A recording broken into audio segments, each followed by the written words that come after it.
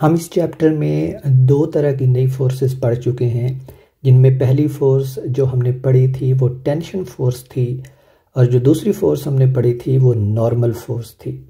क्योंकि इस चैप्टर में हम डिफरेंट फोर्सेस के बारे में पढ़ रहे हैं, यानी हमने न्यूटन लॉज को स्टडी कर लिया था और फिर उन न्यूटन लॉज को हमने कुछ स्पेसिफिक फोर्सेस के केस में डिस्कस किया था लास्ट चैप्टर में, जिनमें एक मेन फोर्स जो थी वो वेट थी और उसके अलावा अप्लाइड फोर्सेस थी जो किसी ऑब्जेक्ट के ऊपर कोई एक्सटर्नल एजेंट लगाता है। एक्सटर्नल एजेंट मींस जैसे हम किसी चीज़ को खींचते हैं। और इस चैप्टर को में हमने ये कहा था कि हम कुछ और ऐसी फोर्सेस को पढ़ेंगे जो हमारी डेली लाइफ में मौजूद होती हैं। उनमें पहली फोर्स टेंशन की फोर्स थी, दूसरी फोर्स हमने देखा था कि नॉर्मल फोर्स है जो दो सरफेसेस के दरमियान एक्ट करती है। आज हम एक तीसरी फोर्स के बारे में पढ़ने वाले हैं जो फ्रिक्शनल फोर्स कहलाती है और ये फोर्स भी हमारी रोज़मर्रा की ज़िंदगी में मौजूद है। It's one of the main forces which we have in our life around us and it's a very dominant force और इसकी बहुत ज़्यादा एप्लीकेशंस भी हैं। इसकी एप्लीकेशंस की अगर बात करें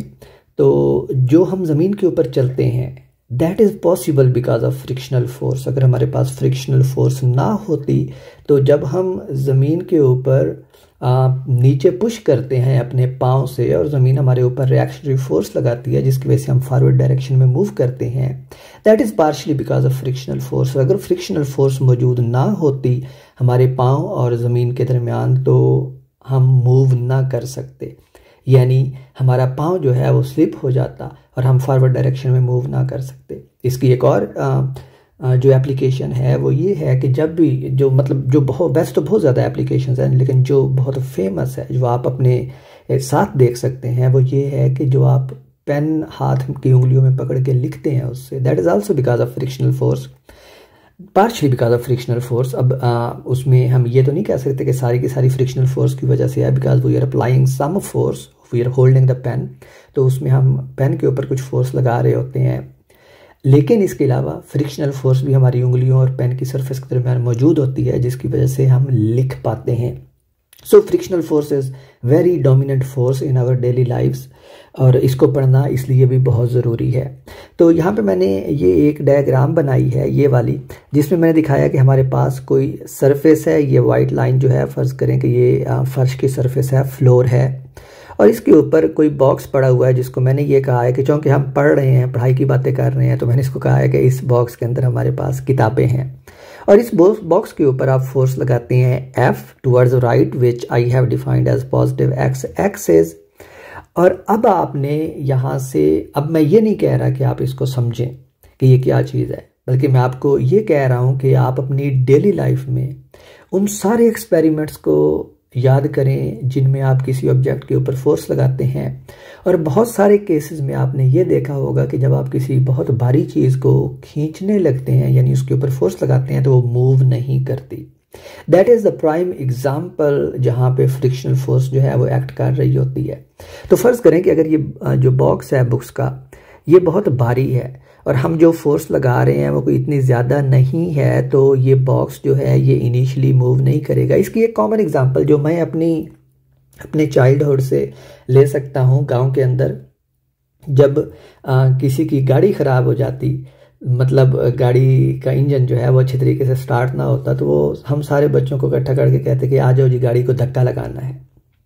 अब उसमें अक्सर ये होता था, जो बात मैंने नोट की है कि फ़र्ज़ करो कि हम 5 बच्चे जो हैं वो गाड़ी को पीछे से धक्का लगा रहे हैं तो गाड़ी फिर भी मूव नहीं करती। फिर हम मज़ीद दोस्तों को बुलाते आ जाओ भाई तुम लोग भी आ जाओ। तो उस सिनेरियो में हम देखते कि जब हम 10 दोस्त मिलकर धक्का लगाते तो गाड़ी स्लोली मूव करने लग जाती। So this is one experiment which I can recall from my life. Of course जब मैं बच्चा था तो तब तो मुझे इस चीज़ का पता नहीं था, मैंने कभी इसके ऊपर गौर नहीं किया, लेकिन अब अगर हम इसके ऊपर गौर करें तो it gives us very interesting results. For example अब हमारे पास जो टूल पहले से मौजूद है वो न्यूटन सेकंड लॉ है जो हमें ये कहता है कि अगर किसी ऑब्जेक्ट के ऊपर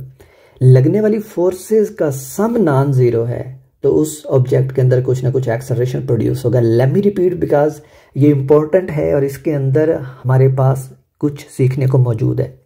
मैंने कहा है कि अगर हमारे पास किसी ऑब्जेक्ट के ऊपर लगने वाली फोर्सेस का सम नॉन ज़ीरो है तो वो ऑब्जेक्ट मूव करेगा, यानी उसके अंदर एक्सेलरेशन प्रोड्यूस होगा उस डायरेक्शन में जिस डायरेक्शन में नेट फोर्स होगी, यानी जिस डायरेक्शन में वो सम जो है वो नॉन ज़ीरो होगा। ये बिल्कुल ऐसे ही है जैसे मैंने अभी एग्जांपल दी कि जब हम 5 दोस्त मिलकर गाड़ी को धक्का लगाने की कोशिश करते तो गाड़ी मूव ना करती।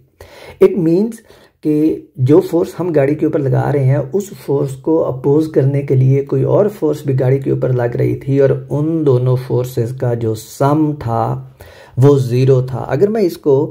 मैथमेटिकल फॉर्म में लिखना चाहूँ तो मैं ये कहना चाह रहा हूँ कि हम कुछ दोस्त फोर्स लगा रहे थे गाड़ी के ऊपर मिलके, उसको मैं अप्लाइड फोर्स कह लेता हूँ,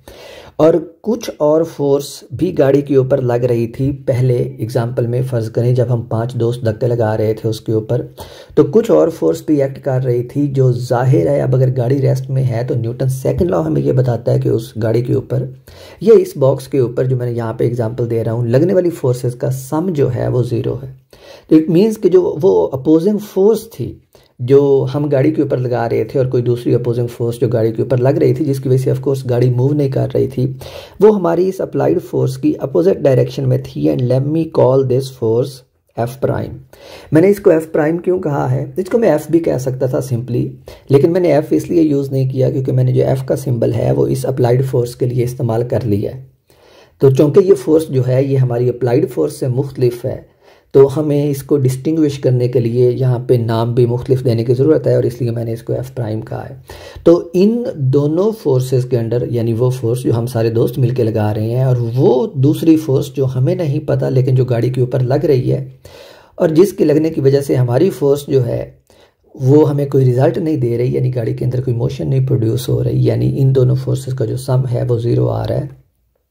तो गाड़ी रेस्ट में है तो हमारे पास ये कंडीशन सेटिस्फाई होती है। और याद रखें this is just Newton second law, we are just dealing with Newton second law, nothing मोर।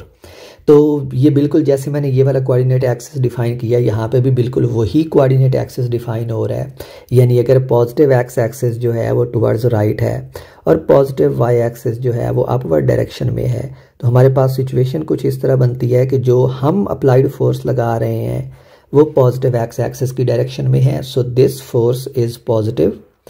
और जो हमारी फोर्स की मुखालिफ सिमत में फोर्स लग रही है वो इसकी अपोजिट डायरेक्शन में है, यानी नेगेटिव एक्स एक्सिस की तरफ है,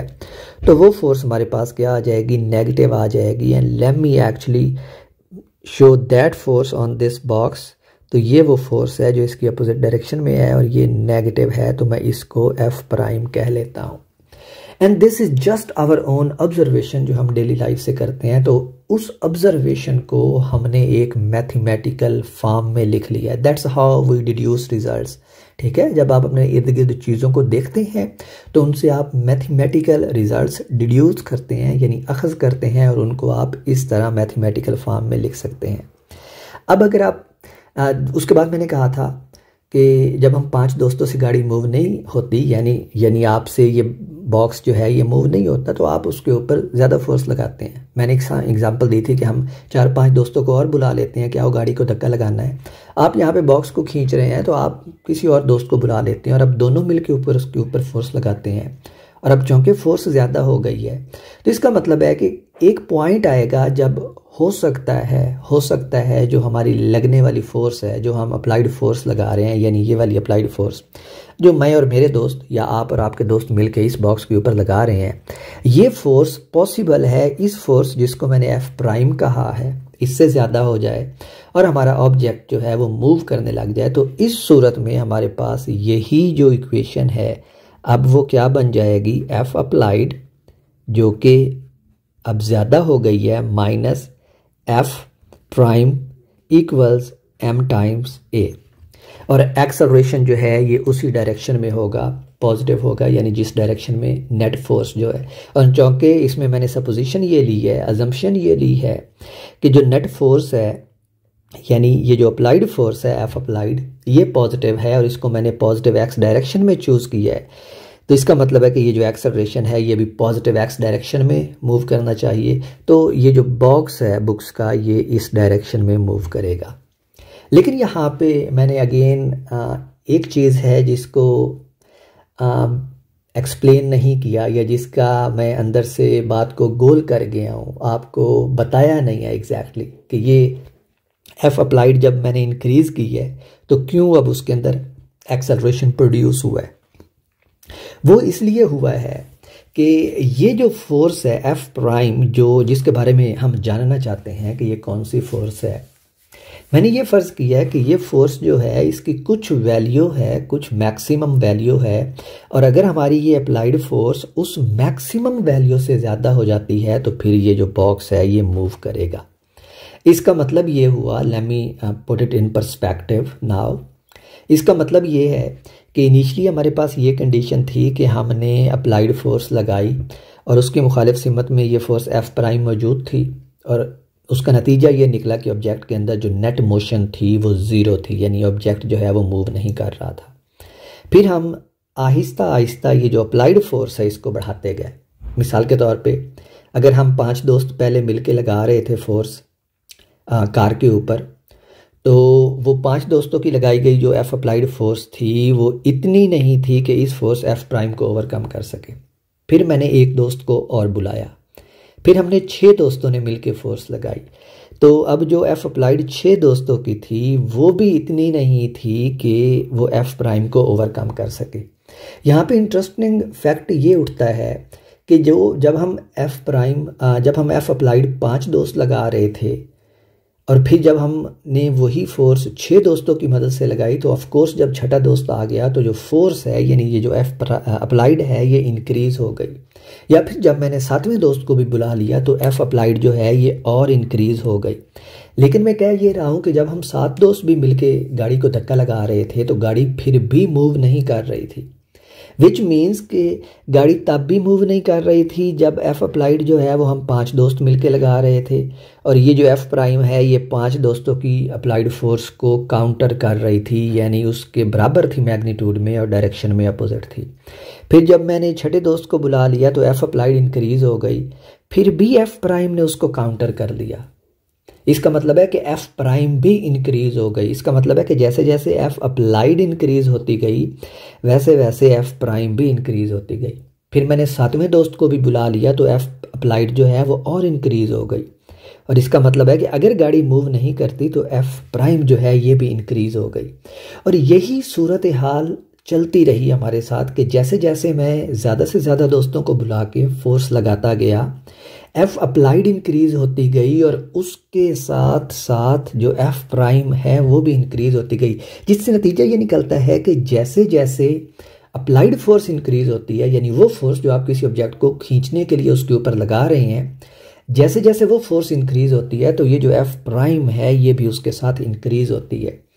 फिर फर्ज करें कि जब मैंने अपने 10वें दोस्त को बुलाया तो उस वक्त एफ अप्लाइड जो है वो इतनी ज़्यादा हो गई कि मज़ीद एफ प्राइम जो है उसको काउंटर ना कर सकी, और उस सूरत में जो मेरा ऑब्जेक्ट था यानी कार थी जिसके ऊपर हम धक्का लगा रहे थे उसने मूव करना शुरू कर दिया विद सम एक्सेलरेशन जो नेट फोर्स के बराबर होगा, जो इन दोनों फोर्सेस के डिफरेंस के बराबर है। तो यहाँ से नतीजा ये निकलता है कि ये जो एफ प्राइम है, यहाँ से हम एफ प्राइम की एक प्रॉपर्टी अखज़ कर सकते हैं, और ये प्रॉपर्टी ये है कि ये जो एफ प्राइम है ये इंक्रीज होती है अप्लाइड फोर्स के साथ। लेकिन ऐसा नहीं है कि एफ अप्लाइड जो है वो बहुत ज़्यादा अगर हम इंक्रीज कर दें तो एफ प्राइम भी उसके साथ बहुत ज़्यादा इंक्रीज हो जाएगी। ये दुरुस्त नहीं है। ये दुरुस्त है कि एक हद तक जो एफ प्राइम है वो इंक्रीज होगी एफ अप्लाइड के इंक्रीज होने के साथ, लेकिन अगर हम उस हद से आगे चले जाएं, यानी अगर हम एफ अप्लाइड इतनी ज़्यादा लगा दें कि एफ प्राइम के लिए वो हद क्रॉस हो जाए, तो उसके बाद क्या होगा, एफ प्राइम मज़ीद उस ऑब्जेक्ट को अब रोक नहीं पाएगी, काउंटर नहीं कर पाएगी, और अब जो ऑब्जेक्ट है वो मूव करना शुरू हो जाएगा और उस ऑब्जेक्ट के अंदर एक्सेलरेशन प्रोड्यूस होगा। एम टाइम्स ए, एम उसकी मैस है और ए उसके अंदर एक्सेलरेशन प्रोड्यूस होगा। और ये जो लेफ्ट हैंड साइड है ये सिंपली हमारे पास न्यूटन्स सेकंड लॉ है, यानी ये है हमारे पास sum of all the forces acting along x axis, और ये हमारे पास इक्वल आता है एफ अप्लाइड माइनस एफ जो 2 फोर्सेस उसके ऊपर एक्ट कर रही थी। और अब चूँकि ये वाली जो है हमारे पास डिफरेंस ये नॉन ज़ीरो है, तो अब हमारे पास जो एक्सेलरेशन है वो उस कार के अंदर कुछ ना कुछ प्रोड्यूस हुआ है। तो हमने यहाँ से नतीजा ये निकाला है कि एक ऐसी फोर्स है जो दो ऑब्जेक्ट्स के दरमियान एग्जिस्ट करती है। जैसे हमारे पास जो दो यहाँ पे ऑब्जेक्ट जो है वो ये बॉक्स ऑफ बुक्स है और इसको हम स्लाइड करवाना चाह रहे हैं फर्श के ऊपर। तो हम यूं कह सकते हैं कि ये एफ प्राइम जो है ये एक ऐसी फोर्स है जो दो सरफेसेस के दरमियान एग्जिस्ट करती है। जब वो दो सरफेसेस एक दूसरे के रिलेटिव मूव करती हैं या मूव करने की कोशिश करती हैं। यहाँ पे आप देखें कि ये बॉक्स की लोअर सरफेस जो बॉटम सरफेस है और ग्राउंड की सरफेस ये दोनों एक दूसरे के साथ टच कर रही थी और जब हम फोर्स लगा रहे थे तो हम इस बॉक्स को इस ग्राउंड की सरफेस के ऊपर मूव कराना चाह रहे थे। तो असल में हम कोशिश ये कर रहे थे कि ये दोनों सरफेस जो हैं ये एक दूसरे के रिलेटिव मूव करें, लेकिन ये रिलेटिव मूव नहीं कर रही थी क्योंकि इन दोनों सरफेसेस के दरमियान एक और फोर्स एग्जिस्ट कर रही थी जिस फोर्स को हमने एफ प्राइम कहा है। तो ये एफ प्राइम एक ऐसी फोर्स है जो दो सरफेसेस के दरमियान एग्जिस्ट करती है। वो दो सरफेसेस चाहे रेस्ट के ऊपर हों या फिर मूव कर रही हों और इस फोर्स को हम नाम देते होते हैं फ्रिक्शनल फोर्स का। तो ये हमारे पास अब एक नई तरह की फोर्स आ गई है in addition to tension force and normal force, और ये जो फोर्स है इसको हम कहते हैं फ्रिक्शनल फोर्स। और जैसा कि हमने देखा कि ये फोर्स दो सरफेसेस के दरमियान एग्जिस्ट करती है जब दो सरफेसेस एक दूसरे के रिलेटिव मूव करने की कोशिश करती हैं। तो मैंने यहाँ पे आपको फ्रिक्शनल फोर्स की पहली कुछ एग्जांपल्स दी कि ये हमारी डेली लाइफ में मौजूद है, और फिर एक सिंपली ऐसे एक्सपेरिमेंट के ज़रिए जो आपने यकीनन बचपन में किया होगा या लोगों को करते देखा होगा, उससे ये प्रूफ किया है कि जो फ्रिक्शनल फोर्स है वो दरअसल अप्लाइड फोर्स को काउंटर करती है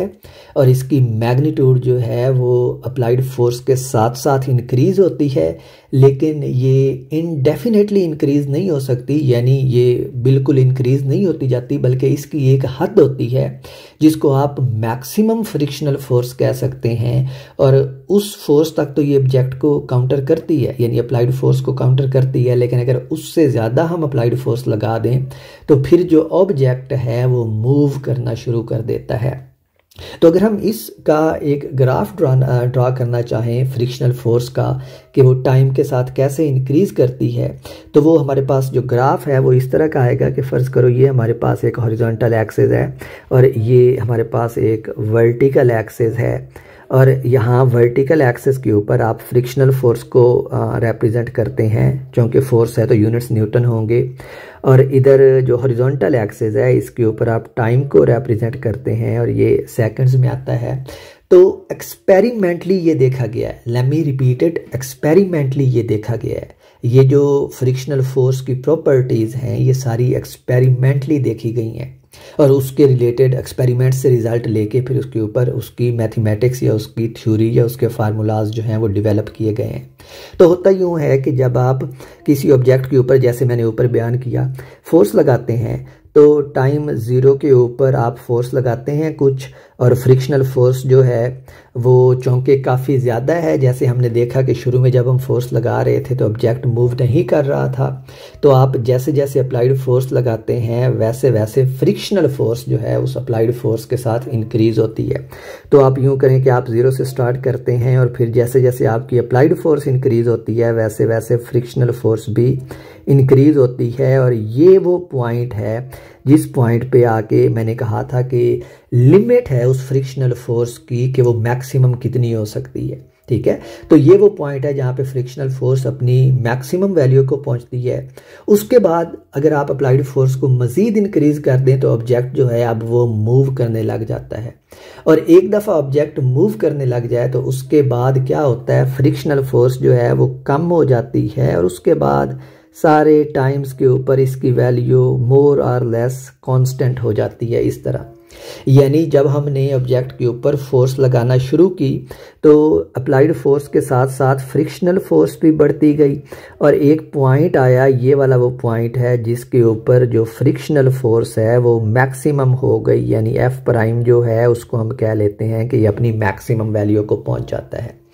लेकिन अगर आप अप्लाइड फोर्स को मैक्सिमम फ्रिक्शनल फोर्स की वैल्यू से इंक्रीज कर दें तो फिर हम देखते हैं कि ऑब्जेक्ट जो है अब हमें उसके ऊपर इतनी ज़्यादा अप्लाइड फोर्स लगाने की ज़रूरत नहीं होती जितनी हमने ओरिजिनली उसको रेस्ट से मूव करवाने के लिए लगाई थी।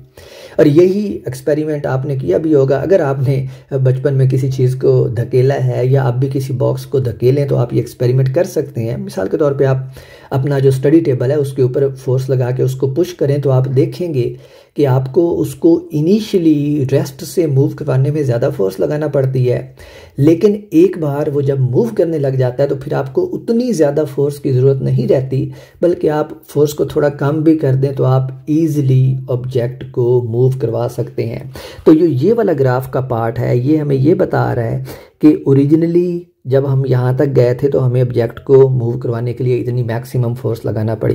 एक दफ़ा हमने मैक्सिमम फोर्स लगा दी और ऑब्जेक्ट ने मूव करना स्टार्ट कर दिया तो फिर अब हम फोर्स को कम कर सकते हैं, यानी अप्लाइड फोर्स को, क्योंकि अप्लाइड फोर्स के साथ अब फ्रिक्शनल फोर्स भी कम होगी और स्टिल हम ऑब्जेक्ट को मूव करवा सकते हैं। तो इसका नतीजा ये निकला कि यहाँ पे हमारे पास दो सिचुएशंस आ गई हैं। पहली सिचुएशन ये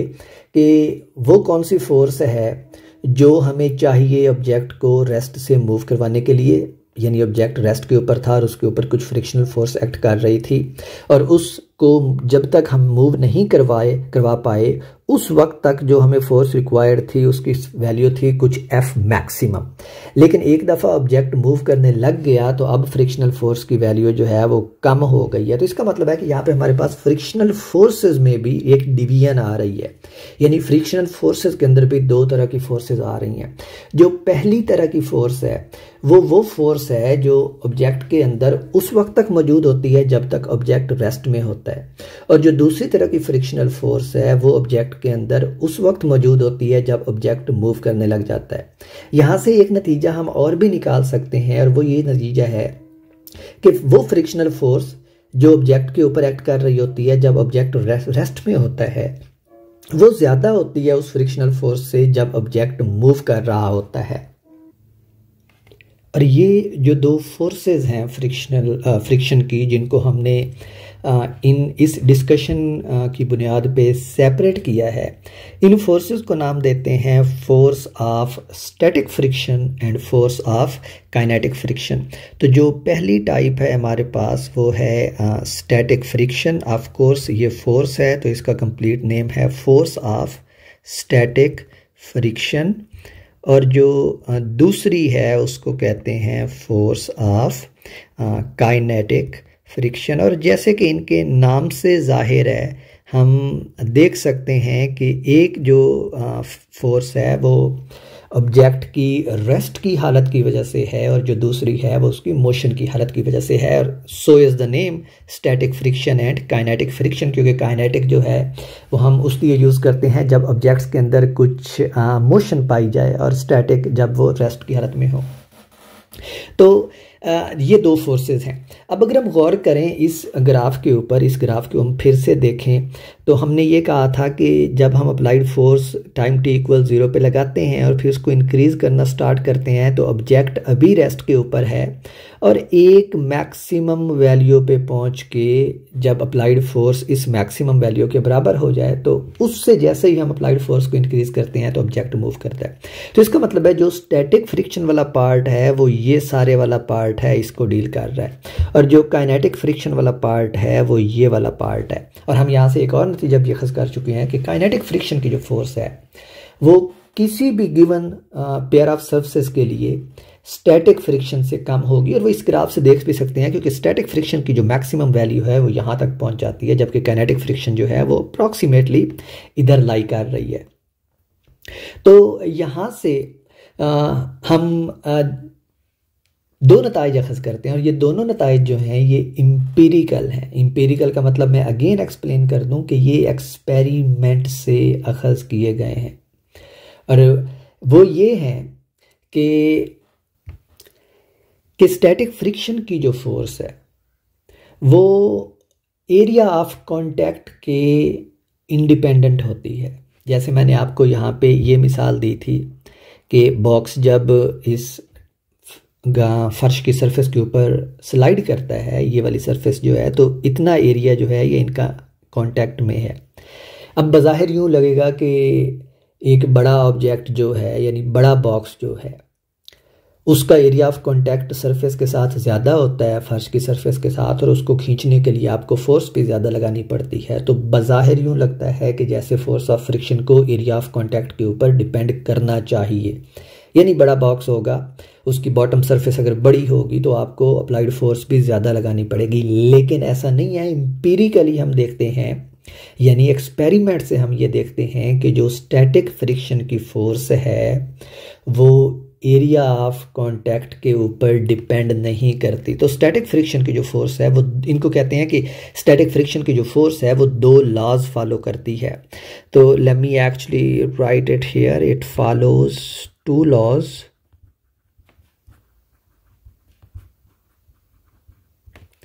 जो फर्स्ट है वो ये है कि it is independent of area of contact, और जो दूसरा लॉ ये फॉलो करती है वो ये है कि it depends on the normal force. In fact ये नॉर्मल फोर्स के प्रोपोर्शनल होती है। तो ये 2 लॉज जो है ये स्टैटिक फ्रिक्शन की फोर्स फॉलो करती है, और ये 2 लॉज जो हैं ये एक्सपेरिमेंटली प्रूफ किए थे लियोनार्डो दा विंची ने। अगर आपको ये शख्स याद हो तो ये वही शख्स है जो फेमस है वो पेंटिंग बनाने के लिए मोनालिसा की। तो ये पेंटर भी था और इसने ये स्टैटिक फ्रिक्शन के 2 लॉज भी एक्सपेरिमेंटली ड्राइव किए थे, प्रूफ किए थे। और अगर आपको ये याद नहीं है कि ये इसने कब किए थे तो ये मैं बताता चलूँ कि लियोनार्डो दा विंची जो है ये 1519 में फौत हुआ था, और हमारे जो आइजक न्यूटन है वो 1642 में पैदा हुआ था, यानी न्यूटन के पैदा होने से भी तकरीबन 120-23 साल पहले ये फौत हो गया था, ये 2 लॉज एक्सपेरिमेंटली प्रूफ करके। सो इट्स ये लॉज जो हैं ये बहुत पहले से मालूम थे हमारे पास, न्यूटन के लॉज से भी। और इन लॉज को मज़ीद आगे, ये जो फ्रिक्शन के कॉन्सेप्ट्स हैं इनको मज़ीद आगे कूलम्ब ने बढ़ाया था, और ये कूलम्ब वही है जिसको आप कूलम्ब लॉ से जानते हैं, जो इलेक्ट्रोस्टैटिक का बेसिक फंडामेंटल लॉ है। तो ये सारे काम जो हैं ये न्यूटन से पहले हो चुके थे। तो खैर, तो जो स्टैटिक फ्रिक्शन की फोर्स है वो ये 2 लॉज हमारे पास फॉलो करती है। जो दूसरा है इट्स क्वाइट ऑब्वियस कि नॉर्मल फोर्स एक्ट कर रही होती है सरफेस के दरमियान, तो इट्स पॉसिबल, इट्स अंडरस्टैंडेबल कि स्टैटिक फ्रिक्शन की जो फोर्स है उसको नॉर्मल फोर्स के ऊपर डिपेंड करना चाहिए। बट द फर्स्ट वन कि ये ऑब्जेक्ट के जो एरिया जो इन कांटेक्ट होता है उसके ऊपर डिपेंड नहीं करती, इट्स अ बिट वियर्ड, लेकिन इसको मैं एक्सप्लेन करूंगा अभी इसी लेक्चर में कि it kind of make sense कि इसको एरिया ऑफ कांटेक्ट के ऊपर डिपेंड नहीं करना चाहिए जब हम इसको डीप डाउन देखेंगे माइक्रोस्कोपिकली। बज़ाहिर मैक्रोस्कोपिकली अगर हम देखें, यानी अगर हम एक ऑब्जेक्ट को किसी दूसरे ऑब्जेक्ट की सरफेस के ऊपर स्लाइड करते हुए देखें तो बज़ाहिर यूँ लगता है कि वो दोनों सरफेस जो है इन कांटेक्ट है, लेकिन हम आगे चल के इस लेक्चर में देखेंगे कि माइक्रोस्कोपिकली जब हम उसको देखते हैं तो ऐसा नहीं होता, ये एज इट इज़ ट्रू नहीं है जैसा हमें नज़र आता है। तो अब हम यहाँ से स्टैटिक और काइनेटिक फ्रिक्शन के लिए मैथमेटिकल फार्मूलाज लिख सकते हैं, and that is the main goal of topic today, क्योंकि हम उसके मैथमेटिकल फार्मूलाज लिख के फिर हम उनको न्यूटन की इक्वेशंस में शामिल करके प्रॉब्लम्स को, रियल लाइफ प्रॉब्लम्स को सॉल्व करना चाहेंगे। तो बिफोर इसके कि मैं मैथमेटिकल लॉज को लिखूं, एक बात जो यहाँ पे और करने वाली है वो ये है कि मैं यहाँ पे फ्रिक्शनल फोर्स को एफ प्राइम से रिप्रेजेंट करते आया हूँ, जैसे ऊपर इक्वेशन में रिप्रेजेंट किया है। लेकिन बुक्स के अंदर फ्रिक्शनल फोर्स के लिए जो सिंबल यूज़ होता है वो सिंबल है स्मॉल एफ का। तो अब हम रीडिफाइन करते हैं कि वो फोर्स जिसको हम एफ प्राइम कह रहे थे उसको हम डिफाइन करते हैं किससे, स्मॉल एफ से। तो ये वो सिंबल है जो बुक्स वाले फ्रिक्शनल फोर्स के लिए यूज़ करते हैं। और इससे मज़ीद हम, चूँकि हमने देखा है कि फ्रिक्शनल फोर्स जो है वो 2 तरह की हो सकती है, तो इसको हम मज़ीद ऐसे लिख सकते हैं F S for static friction and similarly F के फॉर काइनेटिक फ्रिक्शन। तो हमारे पास जो फ्रिक्शनल फोर्स है उसको स्मॉल एफ से रिप्रेजेंट किया जाता है जो यहाँ पे मैंने उसको डिफाइन कर लिया है कि वो फोर्स जिसको हम एफ प्राइम कह रहे थे, अब हमें वो पता चल गया कि वो फोर्स फ्रिक्शनल फोर्स है, और तो हमने उसको एक स्पेसिफिक सिंबल दे लिया है जो स्मॉल एफ है। और चूँकि हमने ये देखा कि ये फ्रिक्शनल फोर्स दो तरह की हो सकती है, तो फिर ये बन गया स्मॉल एफ सब S, force of static friction, and similarly small F सब के which means force of kinetic friction. तो अब हमने फार्मूलाज लिखने हैं, और यहाँ पे मैंने आपको बताया कि ये जो दो एम्पिरिकल लॉज हैं, इनमें ये जो सेकंड लॉ है ये हमें ये बताता है कि जो फ्रिक्शनल फोर्स है, स्पेसिफिकली जो स्टैटिक फ्रिक्शनल फोर्स है, वो नॉर्मल फोर्स के प्रोपोर्शनल होती है। यानी हम अगर मैथमेटिकल फॉर्म लिखना चाहें तो हमारे पास ये जो दूसरा लॉ है फ्रिक्शनल फोर्स का, इससे ये नतीजा आता है कि जो एफ एस है ये प्रोपोर्शनल है नॉर्मल फोर्स के। और अगर आप प्रोपोर्शनैलिटी साइन ख़त्म करते हैं तो आपको क्या करना पड़ेगा, कोई कांस्टेंट इंट्रोड्यूस करवाना पड़ेगा, और उस कांस्टेंट को आप कहते हैं म्यू एस, जो ग्रीक लेटर है, ये यू की तरह दिखता है, लेकिन इसकी जो एक साइड है, ये वाली साइड, ये थोड़ी सी लंबी होती है लाइक दिस, तो ये म्यू एस टाइम्स एन बन जाता है, और ये हमारे पास फार्मूला आता है स्टैटिक फ्रिक्शन का। ठीक है, और इसको हमने चूँकि स्टैटिक फ्रिक्शन के लिए लिखा है तो ये एफ सब एस हो जाएगा। यहाँ पे आपको पता है कि आप जब भी प्रोपोर्शनैलिटी साइन ख़त्म करते हैं, इक्वल साइन लगाते हैं, तो आपको प्रोपोर्शनैलिटी कांस्टेंट इंट्रोड्यूस करवाना पड़ता है। और प्रोपोर्शनैलिटी कांस्टेंट इंट्रोड्यूस करवाने की रीज़न ये होती है कि चूँकि अब आप प्रोपोर्शनैलिटी की बजाय एक एग्जैक्ट इक्वेशन के ऊपर जा रहे हैं, यानी अब आप एक ये इक्वल साइन लगा रहे हैं, तो आप ये चीज़ यकीनी बनाना चाहते हैं कि जो लेफ़्ट साइड पे क्वांटिटी है वो राइट साइड पे मौजूद क्वांटिटीज़ के बराबर होती है।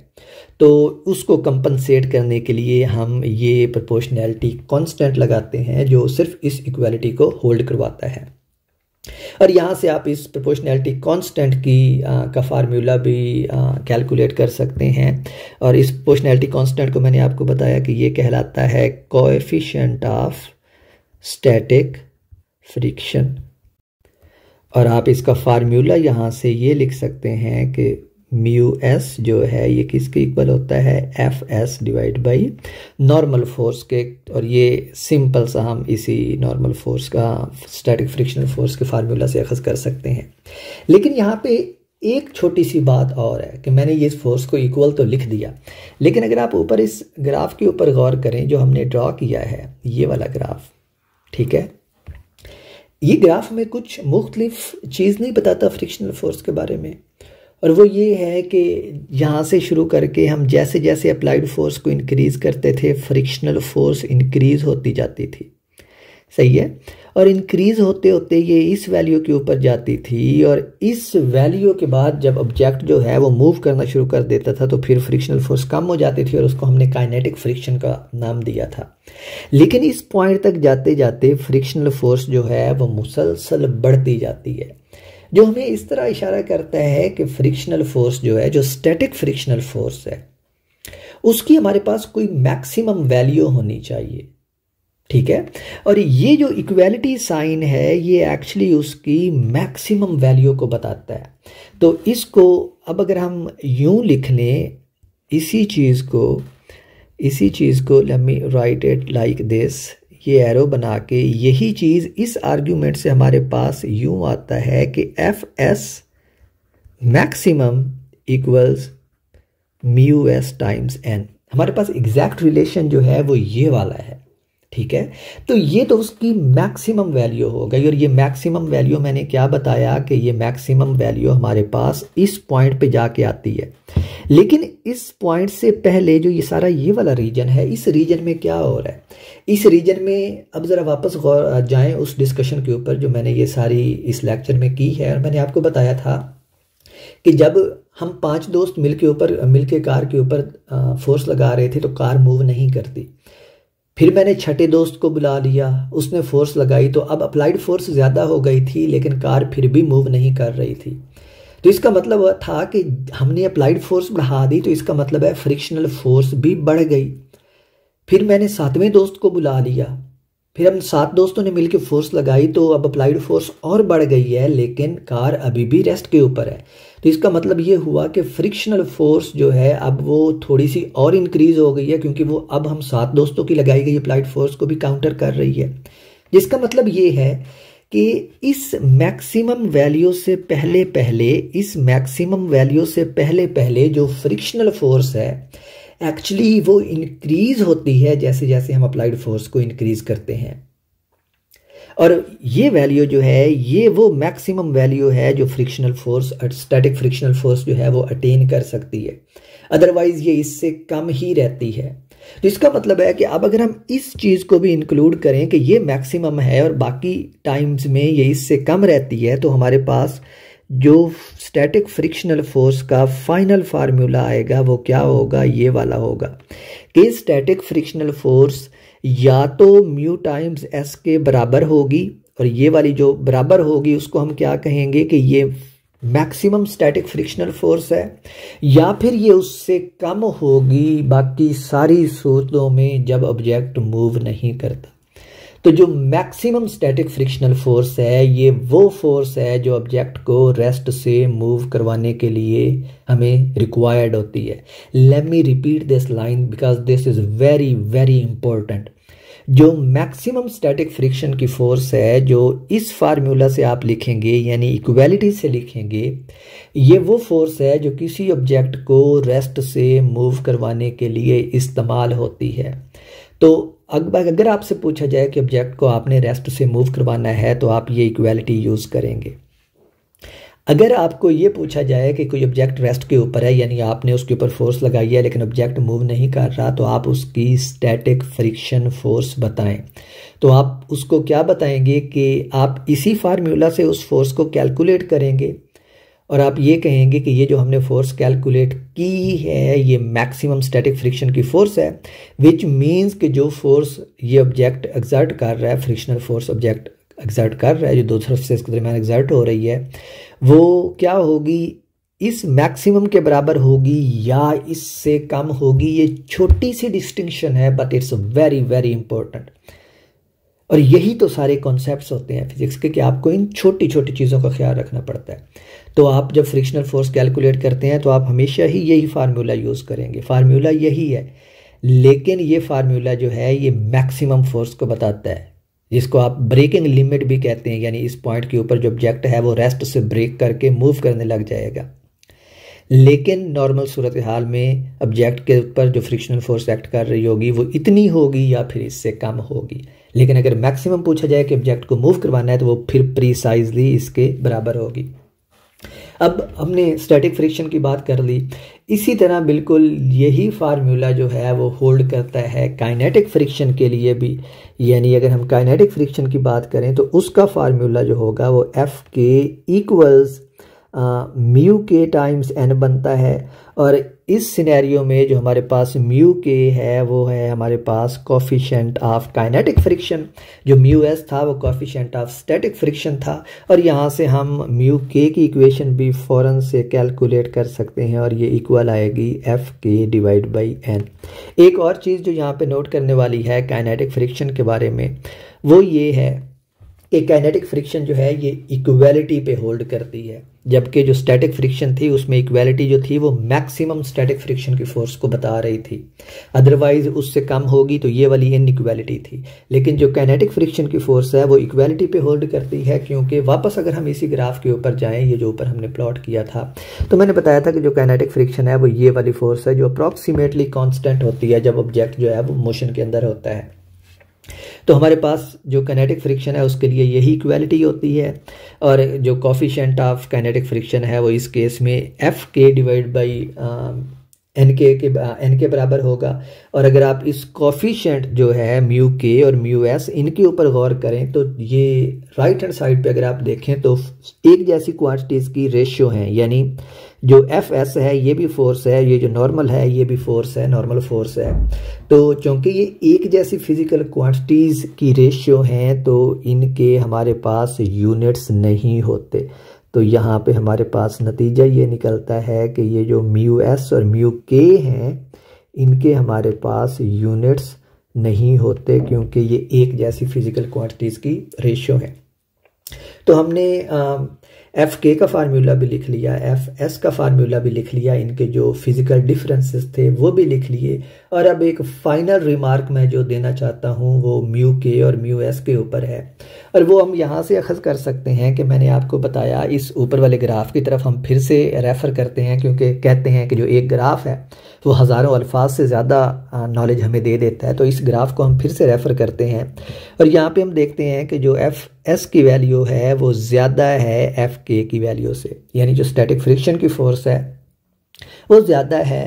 काइनेटिक फ्रिक्शन की फोर्स से। और अगर हम इनके मैथमेटिकल फार्मूलाज को देखें, यानी ये एफ एस वाले फार्मूला को देखें और एफ के वाले फार्मूला को देखें, तो इन फार्मूलाज में हमारे पास जो नॉर्मल फोर्स है दोनों में वो सेम है, क्योंकि वो ऑब्जेक्ट्स के दरमियान एग्जिस्ट करती है, और जब तक दोनों ऑब्जेक्ट्स एक जैसे हैं नॉर्मल फोर्स एक जैसी रहेगी। तो यहाँ से हम ये नतीजा खस कर सकते हैं कि चूंकि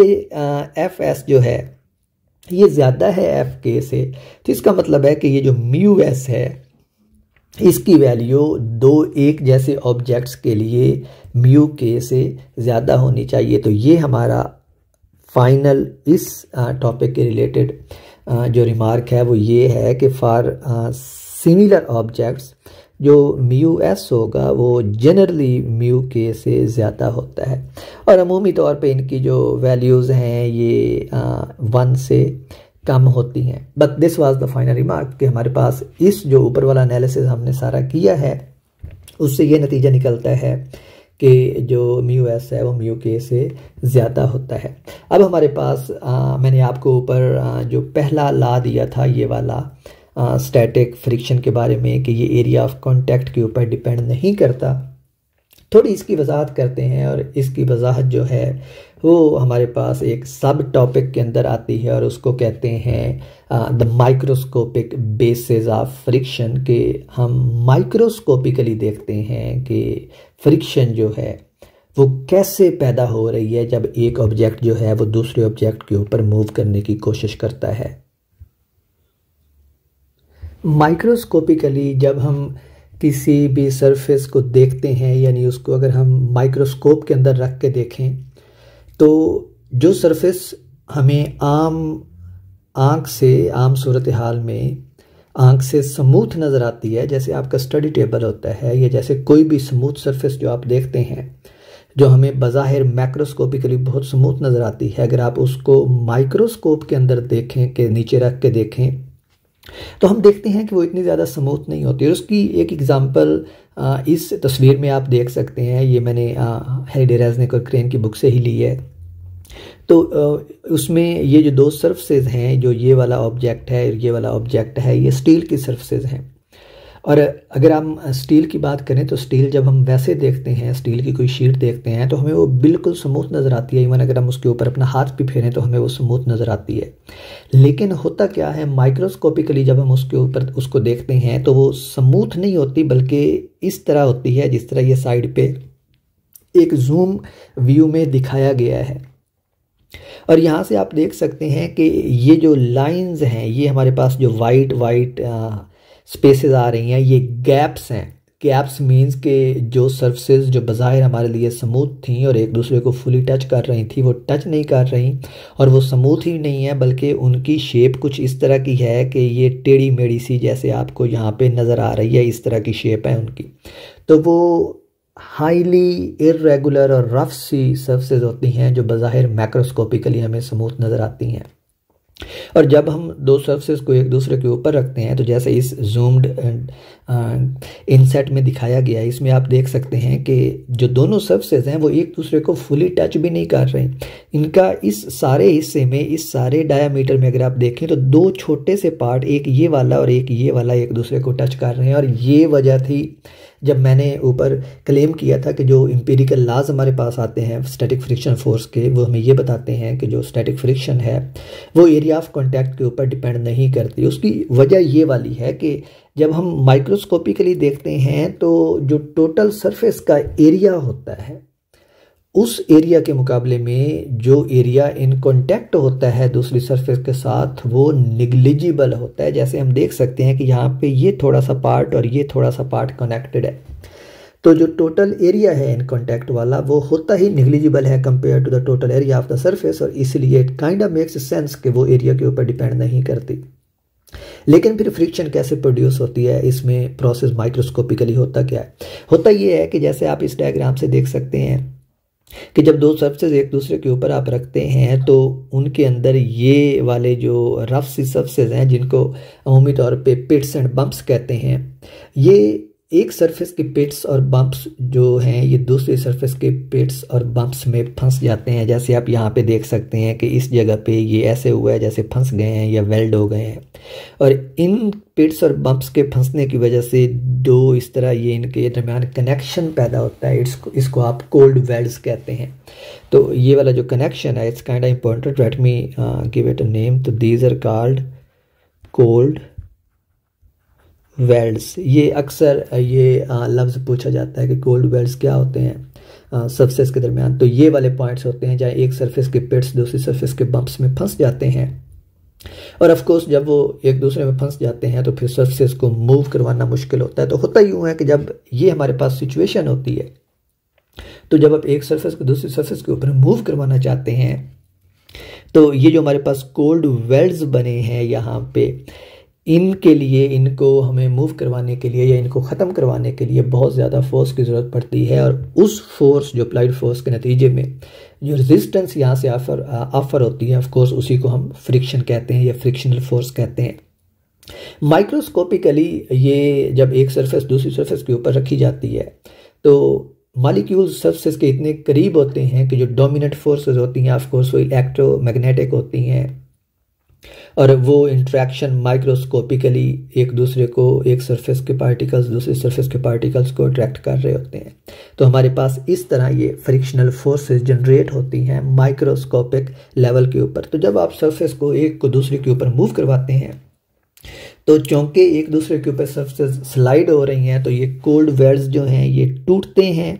एक इधर से टूटा और ये वाली जो सरफेस है ये थोड़ा सा आगे मूव करके गई अगले पॉइंट के ऊपर, तो ये वहाँ पे कोल्ड वेल्ड जनरेट करेगी। तो होता यूँ है कि जब आप एक सरफेस को दूसरे के ऊपर मूव करवाते हैं तो ये जो कोल्ड वेल्ड्स हैं ये बनते हैं और ब्रेक होते हैं कंटिन्यूसली, और इन्हीं की वजह से हमें समटाइम्स आवाज़ भी सुनाई देती है जब एक सरफेस जो है वो दूसरी सरफेस के ऊपर मूव करती है। और उसकी सबसे बड़ी एग्जांपल जो है, अगर आपने कभी चाक बोर्ड के ऊपर चाक से लिखने की कोशिश की है तो समटाइम्स हमें वो स्क्वीकिंग की आवाज़ आती है जब चाक से हम लिखते हैं। That is because of this microscopic reasons for friction के एक सरफेस के ऊपर दूसरी सरफेस जब मूव करती है। और इसका टेम्परेचर जो है उस वक्त जब कोल्ड वेल्ड्स जो हैं ये बनते और टूटते हैं तो उस पॉइंट के ऊपर उन पॉइंट्स के ऊपर टेम्परेचर भी काफ़ी इंक्रीज़ हो जाता है। आल्दो मैक्रोस्कोपिकली वो इतना ज़्यादा इंक्रीज़ नहीं होता बिकॉज हम पूरे ऑब्जेक्ट को पूरे सरफेस को डील कर रहे होते हैं, लेकिन उन पॉइंट्स के ऊपर माइक्रोस्कोपिकली टेम्परेचर भी काफ़ी इंक्रीज़ हो जाता है। And this is the main reason for why we feel friction for sliding and kinetic friction. एक और तरह की फ्रिक्शन भी यहाँ पे होती है जिसको आप रोलिंग फ्रिक्शन कहते हैं, और वो उस वक्त मौजूद होती है जब दो ऑब्जेक्ट्स एक दूसरे के ऊपर रोल करते हैं। जैसे एक पहिया जो है, एक व्हील जो है वो किसी सरफेस के ऊपर चलता है, और हमारा एक्सपीरियंस ये है कि जो व्हील है उसको मूव करवाने में हमें कम फोर्स लगाना पड़ती है compared to dragging an object over another surface. यानी जो हमारे पास स्लाइडिंग फ्रिक्शन है वो काफ़ी ज़्यादा होती है रोलिंग फ्रिक्शन के मुकाबले में। तो सवाल ये है कि स्लाइडिंग फ्रिक्शन ज़्यादा क्यों होती है रोलिंग फ्रिक्शन के मुकाबले में? तो उसकी रीज़न ये है कि रोलिंग फ्रिक्शन के केस में भी ऑफ कोर्स हमारे पास यही कोल्ड वेल्ड्स बनते हैं, लेकिन होता ये है कि रोलिंग फ्रिक्शन के केस में यहाँ पे जो कोल्ड वेल्ड बना है, चूँकि जो ऑब्जेक्ट है वो रोल कर रहा होता है, रोल करने का मतलब है कि ये पॉइंट जो है यहाँ से आगे स्लाइड नहीं होगा बल्कि इधर से ऊपर मूव कर जाएगा। तो जब दो सरफेस एक दूसरे के ऊपर स्लाइड करती हैं तो जो कोल्ड वेल्ड्स हैं वो शेयर होते हैं, शेयरिंग का प्रोसेस होता है, यानी वो छिल जाते हैं एक दूसरे से, उखड़ आते हैं एक सरफेस के दूसरी सरफेस के ऊपर मूव करने से, और हमारे पास नेक्स्ट कोल्ड बेड बनता है। लेकिन जो रोलिंग का केस है उसमें यहाँ पे वो जो कोल्ड बेड बना हुआ है, चूँकि अभी सरफेस ने रोल करके ऊपर को उठना है तो ये इसको अपने साथ तोड़ के ले जाएगी। तो शेयरिंग होती है हमारे पास स्लाइडिंग फ्रिक्शन के केस में, और पीलिंग होती है रोलिंग फ्रिक्शन के केस में। यानी ये यहाँ पे इसको छील के अपने साथ ले जाती है, पील करके साथ ले जाती है ऊपर वाली सरफेस। और यही वजह है कि जो रोलिंग फ्रिक्शन है वो हमारे पास काफ़ी कम होती है कंपेयर टू स्लाइडिंग फ्रिक्शन। और स्लाइडिंग फ्रिक्शन में हमारे पास शेयरिंग हो रही होती है और रोलिंग फ्रिक्शन में हमारे पास पीलिंग हो रही होती है। And now we need to solve some problem regarding frictions, and perhaps this is the most important force which, when we include in Newton laws, we get very complicated situations and complicated problems to solve. So I need a separate lecture for that. So next video में मैं frictional forces को involve करके कुछ problems solve करूँगा।